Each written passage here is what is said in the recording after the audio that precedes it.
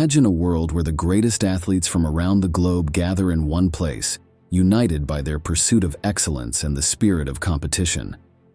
This grand event, known as the Olympics or Olympic Games, has roots that stretch back thousands of years. From humble beginnings in ancient Greece where myth and history blend, the Olympics have grown into a global phenomenon. The legacy of the Games continues to inspire and captivate the world today, celebrating human potential and fostering a spirit of international unity. But how exactly did the Olympics come to be? Well, that's exactly what we're going to find out. This is the origin and history of the Olympics, explained. The story of the Olympics begins in the complex tales of Greek mythology, where gods and heroes roamed the earth. These mythological beginnings date back to the early days of Hesiod's Second Age, also known as the Silver Age of Mankind, roughly between 1674 BCE and 1628 BCE. Heracles, known for his incredible strength and heroic deeds, is often credited with founding the Olympic Games, an event that would become a cornerstone of Greek culture and heritage. After completing his famous 12 labors, which were a series of grueling tasks assigned to him as a punishment, Heracles sought to honor his father, Zeus, and celebrate his own hard-earned victories. This desire to pay tribute to Zeus and to commemorate his achievements led him to establish the Olympic Games. If you want to learn more about Heracles, you can check out my video on him in the top right-hand corner. Heracles traveled to Olympia, a sanctuary site in the western Peloponnesus dedicated to Zeus. Here, he laid the foundations for the Games. Heracles marked out the sacred grounds, designating it as the official site for the Games. This area would become the central stage for athletes to demonstrate their physical prowess and compete for glory. To symbolize peace and unity, Heracles planted a sacred olive tree. The branches of this tree were used to create the wreaths, or kotinos, awarded to the victors. The olive tree represented not only the rewards of victory, but also the harmony and goodwill that the Games fostered among competing city-states. Heracles was not only the founder of the Games, but also a natural competitor. His legendary strength and athleticism made him the ideal participant, and his involvement set a high standard for future competitors. By participating in the Games, Heracles embodied the spirit of competition and the pursuit of excellence. The mythological games included, but were not limited to, running races, wrestling, boxing, and chariot racing. Heracles was swift and strong, making him a formidable runner. His participation in the running events demonstrated his speed and endurance. Known for his grappling skills, Heracles excelled in wrestling. His victories in this sport highlighted his strength and technique. Heracles' endurance and toughness made him a dominant figure in boxing matches, where he showcased his ability to withstand and deliver powerful blows. As a skilled charioteer, Heracles participated in chariot races, displaying his prowess in handling horses and maneuvering at high speeds.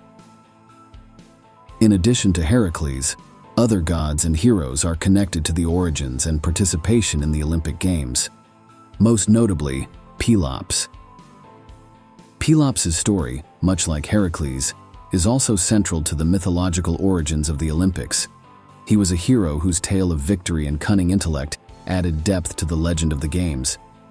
Pelops desired to marry Hippodamia, the daughter of King Oenomaus of Pisa. However, the king had decreed that any suitor must defeat him in a chariot race to win her hand in marriage. The stakes were high, for if the suitor lost, he would be killed. This deadly condition had already claimed the lives of many suitors, leaving a trail of despair and fear. King Oenomaus' chariot was powered by divine horses given to him by the god Ares, making him seemingly unbeatable. Furthermore, the king himself was a skilled charioteer, adding to the challenge faced by any prospective suitor. Determined to win, Pelops sought assistance. According to different versions of the myth, he either received divine help or relied on his cunning strategy to secure victory.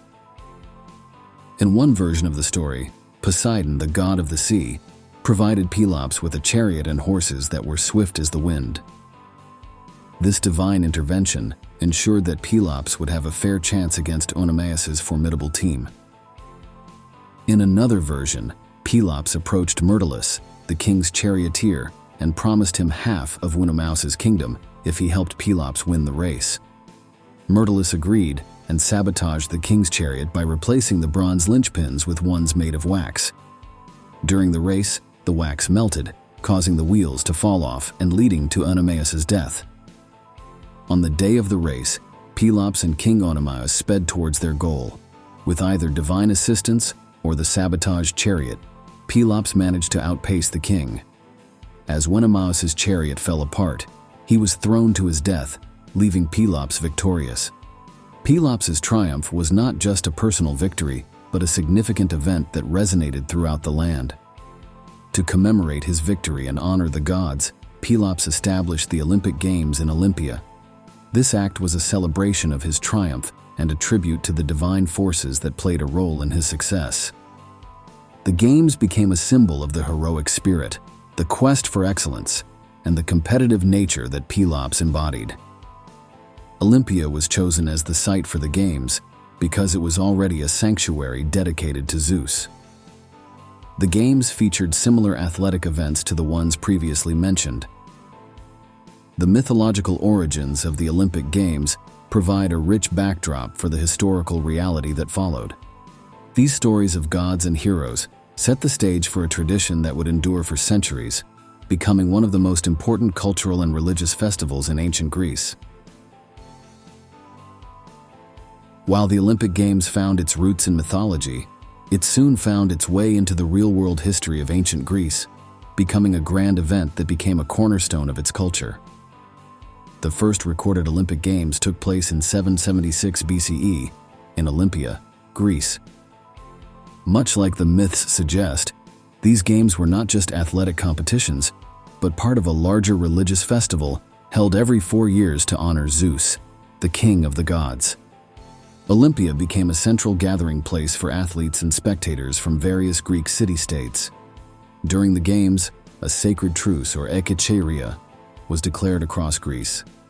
This truce ensured safe travels for athletes and spectators and suspended all conflicts and wars, reflecting the importance of unity and peace during this time of competition. The Games fostered a sense of shared Hellenic identity among the diverse and often rivalrous city-states. The ancient Olympic Games featured a variety of athletic competitions, each designed to test the physical capabilities of the athletes. Often, this featured the pentathlon, a combination of 5 competitions. The first of these competitions was the long jump, or halma.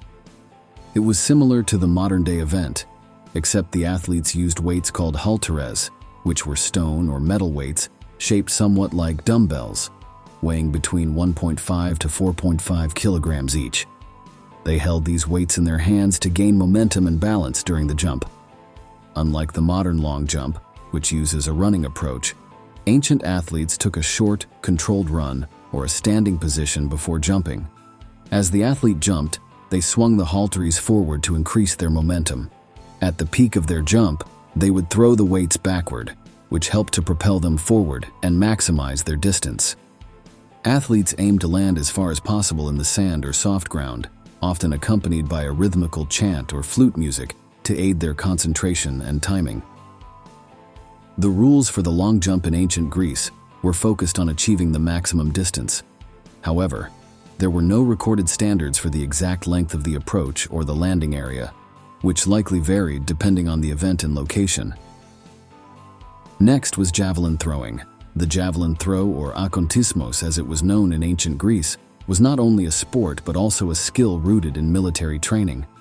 Greek soldiers used spears and javelins in battle, and their athletic contests often mirrored these martial practices. By including javelin throwing in the Olympic Games, the Greeks celebrated the qualities of a good warrior: strength, precision, and agility. The javelin used in the ancient Olympics was typically a slender wooden spear, about as tall as the athlete, tapering to a point. One distinctive feature of the ancient javelin throw was the use of an amentum, a leather thong or strap wrapped around the shaft. The athlete would loop the omentum around their fingers, allowing for a more forceful and controlled release. The omentum helped to generate spin, stabilizing the javelin's flight and increasing its range and accuracy. Athletes gripped the javelin near its center of balance and stood sideways to the direction of the throw, much like modern javelin throwers. The throw involved a run-up to build momentum, followed by a swift, coordinated release. The goal was to achieve maximum distance while maintaining a straight and accurate flight path. The rules for javelin throwing in the ancient Olympics were focused on both distance and accuracy.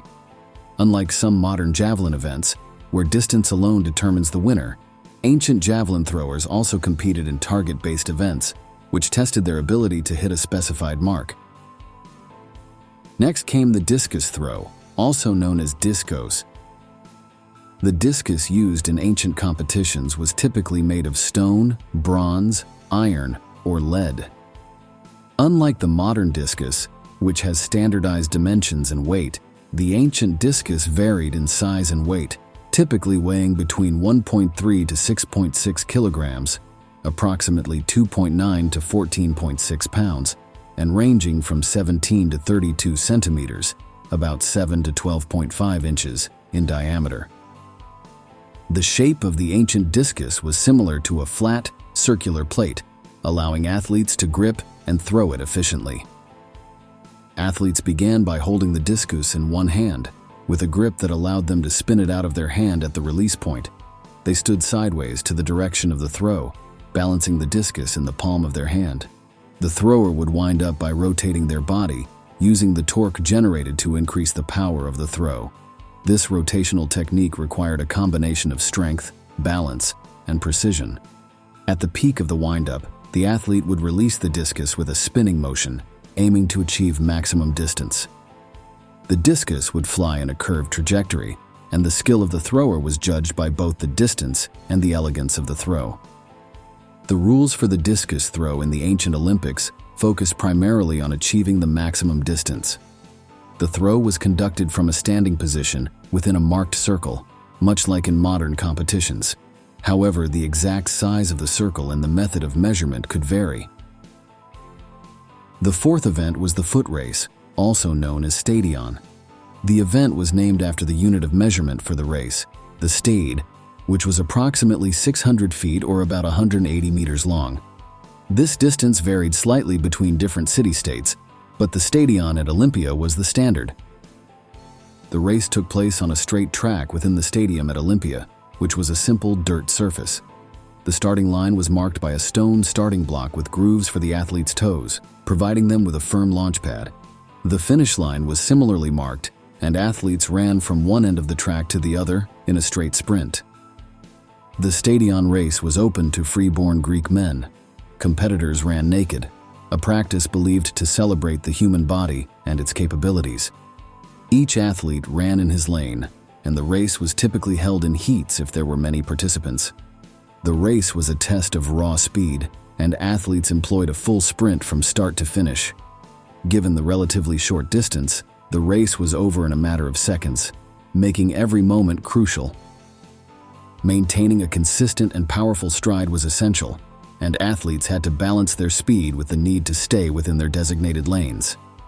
In addition to the stadion, there existed diaulos and doulikos, which were a 400-meter race and a long-distance race, respectively, but these were added later on. Lastly, the fifth event was wrestling. Wrestling, known as pale, was a test of strength, skill, and strategy, making it a central part of Greek athletic competitions and a key event in the pentathlon. The wrestling matches took place in a sand-covered area called the scamma. The sand provided a soft surface for the athletes to fall on, minimizing injuries. Only free-born Greek men were allowed to compete in the wrestling matches.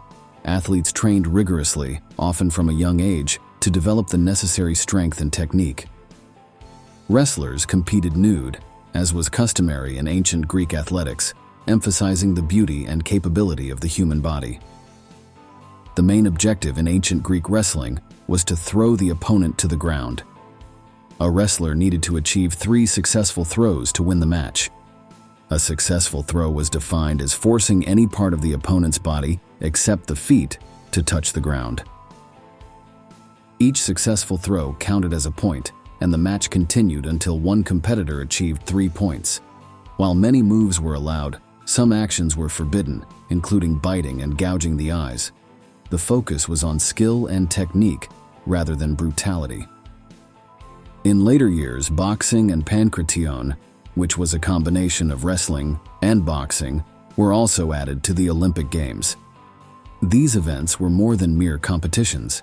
They were demonstrations of the Greek ideal of arete, which encompasses excellence, bravery, and honor. Pentathletes were considered to be among the most skilled athletes, and their training was often part of military service. Each of the 5 events in the pentathlon was thought to be useful in war or battle. Victorious athletes were crowned with an olive wreath, or kotinos, cut from the sacred olive tree at Olympia. They were celebrated as heroes and often rewarded with substantial prizes, glory, and sometimes even free meals for life. The ancient games flourished for nearly 12 centuries until 393 CE, when they were banned by Emperor Theodosius the Great, in his effort to promote Christianity and suppress pagan practices. However, the spirit of the Olympics lay dormant, waiting to be revived. The modern Olympic Games were revived in 1896, largely due to the efforts of Pierre de Coubertin, a visionary French educator and historian. Coubertin was inspired by the ancient Greek ideals of physical and intellectual excellence. He believed that an international sports competition could foster peace and understanding among nations. Coubertin's efforts culminated in the establishment of the International Olympic Committee, IOC, in 1894. The first modern Olympic Games were held in Athens, Greece, in 1896, symbolically linking the new games to their ancient origins. The 1896 Athens Olympics featured 43 events in 9 sports, showcasing a blend of traditional and modern athletic competitions. The 9 sports were track and field, cycling, fencing, gymnastics, swimming, tennis, weightlifting, wrestling, and shooting. Track and field events are among the most iconic and historically significant competitions in both the ancient and modern Olympic Games. Since the revival, these events have been divided into 3 main categories: running events, jumping events, and throwing events. Some of these events being 100-meter sprints, relay, long jump, pole vaulting, shot put, and javelin throwing. Cycling was an event that gained popularity during the late 19th century. The 1896 Athens Olympics featured multiple cycling events, which included both road and track disciplines. The road race was a grueling 87-kilometer race from Athens to Marathon and back. The track events were held in the velodrome, including the 333-meter time trial, the 10,000-meter race, and the 100-kilometer race. Fencing in the Olympics comprises 3 distinct disciplines, each defined by the type of weapon used and the rules governing the target area and scoring. The foil, saber, and épée, all reflecting the historical significance of fencing as a noble sport. Gymnastics is one of the most popular and visually stunning sports in the Olympic Games. It showcases athletes' strength, agility, balance, and artistry. These events included parallel bars, horizontal bar, rings, and vault. Swimming is one of the most exciting and popular sports in the Olympic Games. It tests athletes' speed, endurance, and technique in the water. These races were held in the open sea, featuring freestyle and breaststroke races. Tennis is a sport that blends precision, power, and strategy. The inclusion of singles and doubles matches introduced a sport that would become a staple of the Summer Olympics. Weightlifting is one of the most dramatic and physically demanding sports in the Olympic Games. It showcases raw power, precision, and technique as athletes lift heavy weights in a controlled manner. This sport consisted of competitions in one-handed and two-handed lifts, showcasing pure strength. Wrestling is one of the oldest and most storied sports in the Olympic Games, with a history that dates back to the ancient Olympics, as mentioned before. This sport, consisted of the Greco-Roman wrestling, connecting to the ancient traditions, and the freestyle wrestling, which is the one most people are familiar with.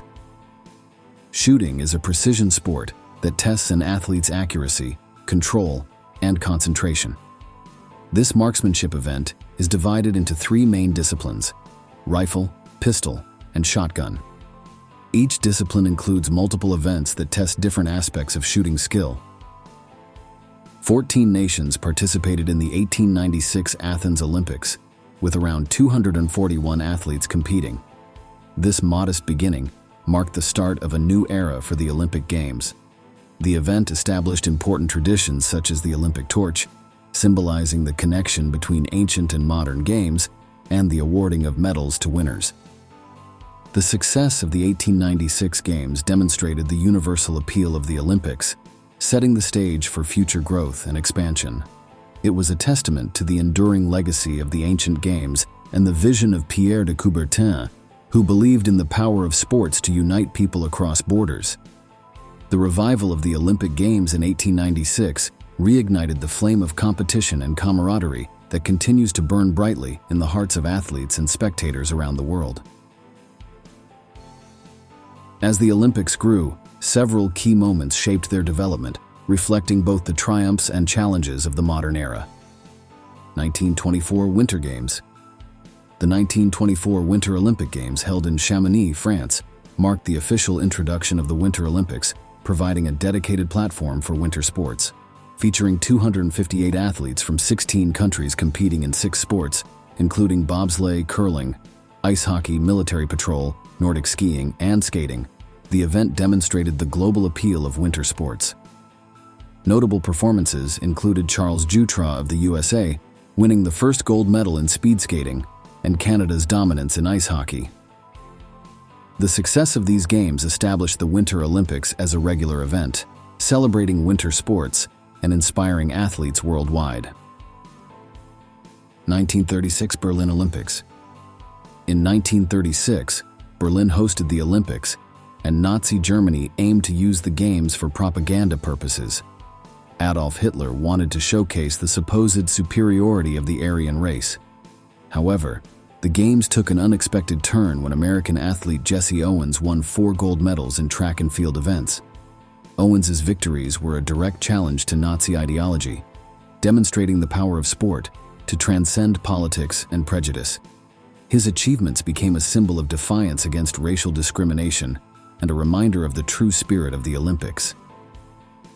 1960 Rome Olympics. The 1960 Rome Olympics marked a significant technological advancement as the first games to be televised live. This brought the excitement of the Olympics into homes worldwide, expanding the games' reach and impact.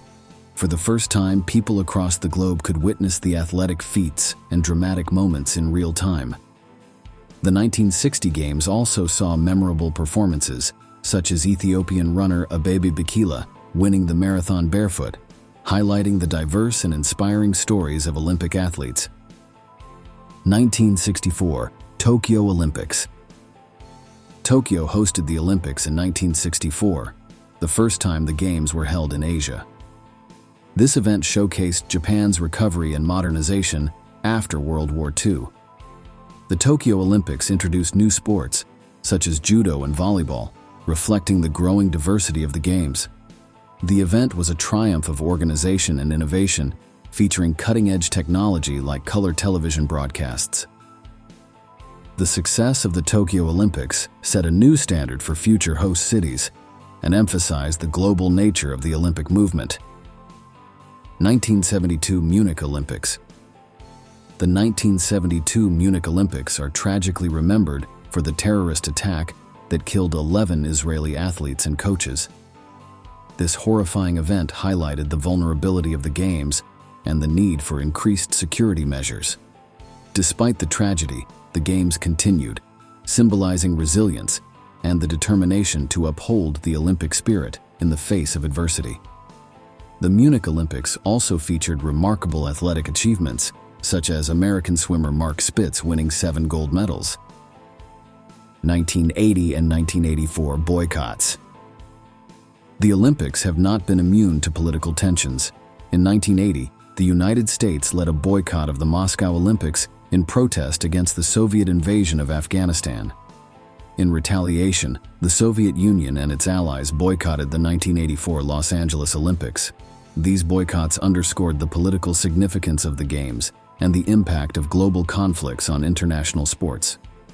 Despite the reduced participation, the 1984 Los Angeles Olympics were financially successful and saw the introduction of new commercial sponsorships that shaped the future of the Games. 2008 Beijing Olympics.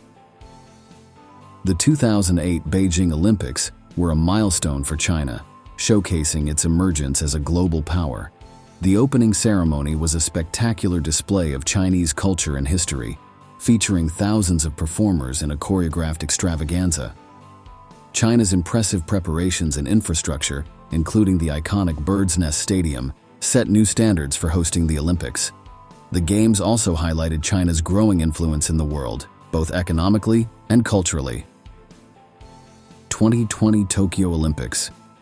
The 2020 Tokyo Olympics, delayed to 2021 due to the COVID-19 pandemic, highlighted the resilience and adaptability of the Olympic spirit. The Games faced unprecedented challenges, including strict health protocols and the absence of international spectators. Despite these obstacles, the Tokyo Olympics successfully brought together athletes from around the world, emphasizing the importance of perseverance and global solidarity in difficult times. The modern Olympics continue to evolve, reflecting changes in the world while maintaining their core values of excellence, friendship, and respect. The Olympics aim to bring together athletes from around the world to compete in a spirit of fair play and mutual understanding. They promote peace and solidarity among nations, celebrating human potential and diversity. In our modern day, the Olympic Games are held every 4 years, with the Summer and Winter Games alternating every 2 years. This regularity ensures that the spirit of competition and unity remains a constant presence in the global sporting calendar. The modern Olympics feature a wide range of competitions, from traditional events to new and emerging sports.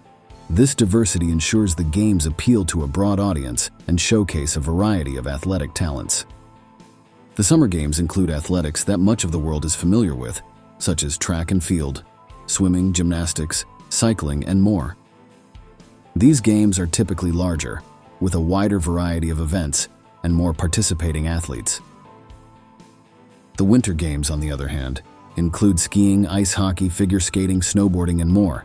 These games focus on sports performed on snow and ice, highlighting the skills of athletes in colder climates. The International Olympic Committee oversees the organization and running of the Olympic Games. It is responsible for selecting host cities, establishing rules, and ensuring the Games' integrity. The International Olympic Committee plays a crucial role in maintaining the Games' values and traditions while adapting to modern challenges. The committee works to promote Olympic values worldwide, ensuring the Games' continued relevance and appeal. Because of the committee, the Olympics continue to evolve, incorporating new sports to reflect changing interests and demographics. Recent additions to the Olympic Games include skateboarding, bringing the street sport to a global stage and attracting younger audiences. Surfing, highlighting athleticism and the connection with nature performed on the waves. Sport climbing, featuring dynamic and challenging climbing events. And karate, showcasing martial arts and discipline. These new events bring fresh excitement to the Games and attract younger audiences, ensuring the Olympics remain relevant and engaging in the modern era. As the Olympics continue to evolve, they carry forward a legacy that began thousands of years ago, uniting the world through the power of sport. From their mythological origins to their establishment in ancient Greece and revival in the modern era, the Olympic Games have become a symbol of global unity and athletic excellence. The Games continue to inspire millions, celebrating the human spirit's enduring quest for excellence, peace, and understanding. Thank you all for watching all the way to the end. I hope you enjoyed this as much as I enjoyed making it. What did you think? Did I miss any details? Let me know in the comments below. If this is your first time watching one of my videos, then welcome to the channel. I hope I earned a like and subscription in your eyes. If not, that's okay. I'll keep making videos until I do earn it. If you're a returning viewer, thank you so much for your continued support. I truly appreciate all the views, likes, subscriptions, and kind words and messages. Without you, this channel wouldn't be here today. That's it for now. I hope to see you all in the next one.